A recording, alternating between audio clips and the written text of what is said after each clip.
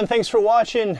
I am at the 25th anniversary of the 24-hour summer solstice mountain bike race. So I thought I would make a video on the top 3 summer tips for camping with a DIY travel trailer, because normally I'm out in the middle of the wilderness camping in Eddie, my DIY travel trailer if you're new to my channel. But as you can see today, I am with thousands of people in a conservation area that has some seasonal campers, and there's thousands and thousands of campers that kind of converge on this place for this mountain bike race. I don't film a lot of my mountain biking. I'm just an average Joe out here enjoying things, so my mountain bike adventures would be pretty boring compared to what's on the internet. But what got me thinking about this video is that I'm surrounded by really expensive RVs and then people in tents for the event, which is, you know, basically people get here for spend 2 nights here. And quite frankly, this is the first time I've been in a trailer. Normally I'm the one in the tent. And it is 30 degrees Celsius, going to get up to even hotter as the day goes on today.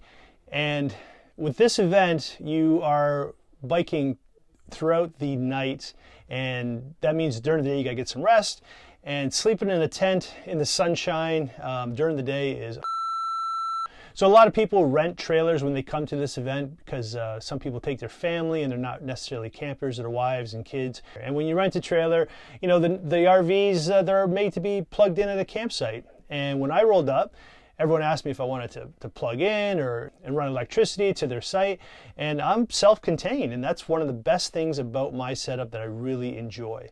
So I guess the number one thing is to have a good supply of power. So if you're building your own travel trailer, and I think people that are watching my channel have been watching the build, I would say the number one thing is to splurge and spend as much money as you can on a good battery system. I have 2 game changer batteries in here that supply me more power than most of these expensive RVs that are twice or even 3 times the length of Eddie. So I'm constantly surprised at how inadequate the battery supplies are on the RVs. And again, I guess that's because most people just plug in at a campsite. So for me, being off-grid most of the time, it's really caught people's attention how I've been here all weekend, and you know, I'm running everything that I'm running and I don't need to plug in. And it's pretty cool because it's the best of both worlds, right? And before I get into this video too much, I want to make it very clear that I'm kind of just throwing this out there. This is not a paid per view, because I've already done my reviews on these items, and this is months, if not years later after I've been using them. So this is really like an honest review of some things that really kind of deserve some credit and deserves to think about if you're building your own travel trailer. So with my battery system, I've been here for 3 days. I've been running a fan, an electric fridge, toaster, lights, plugging in phones and that sort of thing.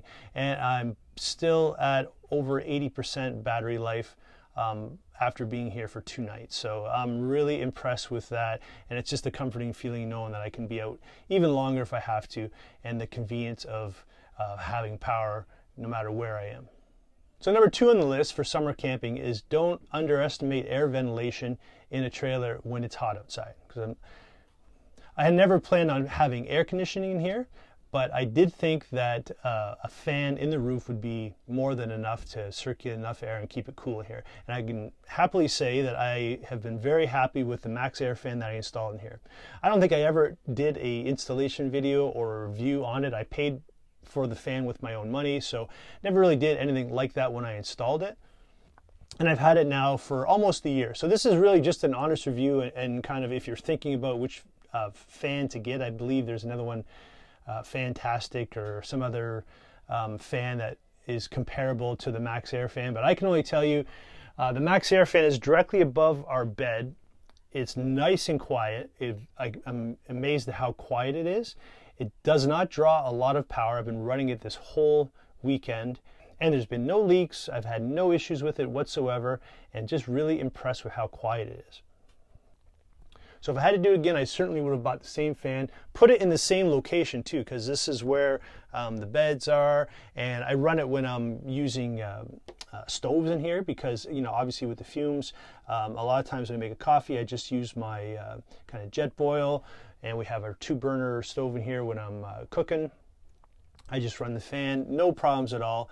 it's been great. The only thing that I have found, it's so powerful, in the wintertime, if I have the stove going, the wood stove, and I put the fan on, I'm not thinking about it, it draws so much air that it sucks the smoke out of the Cubic Grizzly and fills the whole trailer with smoke. So you got to be careful with that. You got to have all the windows open. You can't run the fan with the wood stove going without the windows open when you got a roaring fire going, because you'll fill the trailer with smoke very quickly. So with this race, you got to get some sleep during the day and you got to get some rest. So trying to take a nap in a sauna of a tent in the middle of the sun is almost impossible. And Dina and I have been able to have naps in here, even with blankets. You know, we're in the sun too. So you have the insulation of the trailer, but the ventilation from the fan, it really keeps things cool. So it's been a nice bonus. And again, I've done the tent thing many years, so it's really nice to have some ventilation here. It's, in my opinion, almost as good as air conditioning. So number 3 on the list is having an electric cooler or electric fridge. So I have a set power fridge that I've been using now for almost a year. And then yes, they did give it to me, and I did a kind of a quick review video on it a year ago. But I think it needs to be mentioned again now. So I'm not being paid to say this anymore. They haven't asked me to do anything. But I gotta tell you, it's been perfect. I absolutely love the size of it. It's been durable. It's bounced around. I've done some pretty off-road rugged trips around here, and it's just been sitting on the floor underneath the sink, bouncing around. It runs on 12 volt and also a regular electrical outlet, but I ran a 12 volt connection to it. So I just plug it in there. Eventually it's going to be on a slide, but right now it just kind of sits in there. I put a ratchet strap to keep it so it doesn't end up in the middle of the trailer where we're driving down some off-roads. But I guess I'm bringing it up because it's fairly inexpensive compared to some of the more expensive fridges out there. And it's been a good example for me, and I want to share it with you, is that you don't have to spend a lot of money on an electric fridge or electric cooler to get the results, because it's got a digital thermostat. I've kept it set. I've never had a problem with it. It's nice and quiet. If I had to say worst case scenario, sometimes the compressor shuts off and you hear a little bit of a rattle, but you know, very rarely. And again, in the middle of the night, it runs. You don't hear it. It's even if you unplug it and you keep it out for a while, it's well insulated, so it actually keeps things nice and cool for a while if you had to take it out of here for some reason. So it certainly is one of my absolute favorite things, is to have an electric fridge.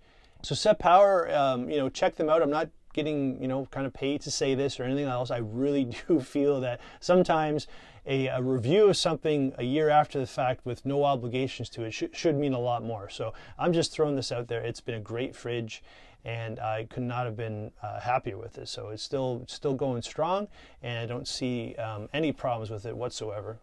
So if you're thinking about building your own travel trailer, those are 3 important things to consider. Batteries, spend as much money as you can and get the best batteries you possibly can. The Max Air fan has been fantastic. You know, maybe there's cheaper models, but I can only tell you that this thing has been great and draws very little power. And when you're summer camping, you're going to need a lot of ventilation to have a comfortable stay in your trailer. So really happy with that. And the Set Power fridge has been wonderful, and it's not a lot of money. So, you know, spend a lot of money on batteries. You don't have to spend a lot of money on a fridge. So as you can see, I'm still working on Eddie. By the end of the summer, I hope to at least have this half of Eddie completed. I've got my garage set up to start making some cabinets and finish the ceiling.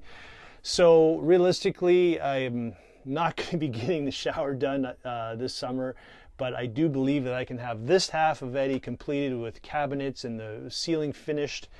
So at least I can film here and not feel like I'm still in the construction project. So if you're a regular viewer, I really appreciate your support, and thanks for watching. If you haven't already done so and you watch this channel, I'd really appreciate it if you subscribed, and if you like this video, give it a thumbs up. I really appreciate that too. So thanks for watching. We'll see you in the next one. Cheers.